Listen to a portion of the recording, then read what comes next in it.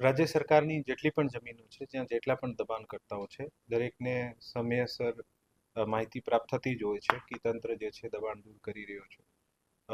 Particularly જંગલેશ્વરમાં પણ ખૂબ એકદમ ડિટેલ લીગલ પ્રક્રિયા ફોલો કરી છે. દરેકને 2 થી 3 નોટિસ આપવામાં આવ્યા છે.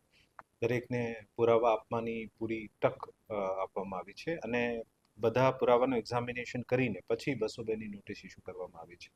અને મને ખબર છે કે અમે અમારા તરફથી તંત્ર દ્વારા તરફથી ખૂબ જ ઇનફ સમય મર્યાદા આપી છે અને અત્યારે પણ આને પાસે સમય મર્યાદા છે જ.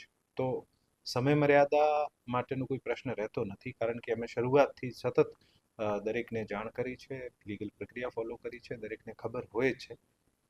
મારા મુજબ તંત્ર પોતાની રીતે જે પણ લીગલ પ્રક્રિયા છે ફોલો કરે છે અને કામ કરે છે, અને બાકી જે પણ આવનારા દિવસોમાં ડિસિઝન મેકિંગ બનશે એવી રીતે આગળ કામ કરીશું. ના, હજુ સુધી કોઈ તારીખ નક્કી નથી કરવામાં આવી. દરેક ડિમોલિશન પહેલા અમને લીગલ પ્રક્રિયા જે પૂરી કરવાની હોય છે, દરેકને પોતપોતાને વાંધા સાંભળવાની અને કાયદેસરના આધાર પુરાવા પ્રસ્તુત કરવાની તક આપવાની હોય છે. આ તક આપવાની કામગીરી જે છે આ ચાલુ છે, અને પછી જ્યારે પણ અનુકૂળ થશે અમે અમારી રીતે નક્કી કરીશું. અન્ય કોઈ જગ્યાએ છે રાજકોટ શહેરમાં મોટા ડિમોલિશન માટે?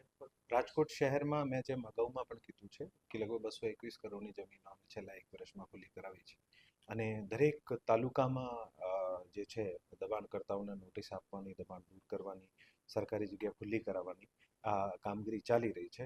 હવે તો રેવન્યુ વિભાગે આવનારા દિવસોમાં રેવન્યુ ઓફિસર્સ ડાયરીમાં પણ ઓટોમેટિકલી કેમ સરકારી જગ્યાઓ ઉપર ગૌચર અથવા સરકારી ખરાબો હોય આના ઉપર કેવી રીતે દબાણ છે આને આઈડેન્ટિફાઈ કરીને પ્રોએક્ટિવલી દબાણ દૂર કરવાની કામગીરી પણ ભવિષ્યમાં કરવામાં આવશે. સર, 221 કરોડની આપણે રાજકોટ જિલ્લામાં ખુલ્લી રાજકોટ જિલ્લામાં છેલ્લા 1 વર્ષમાં.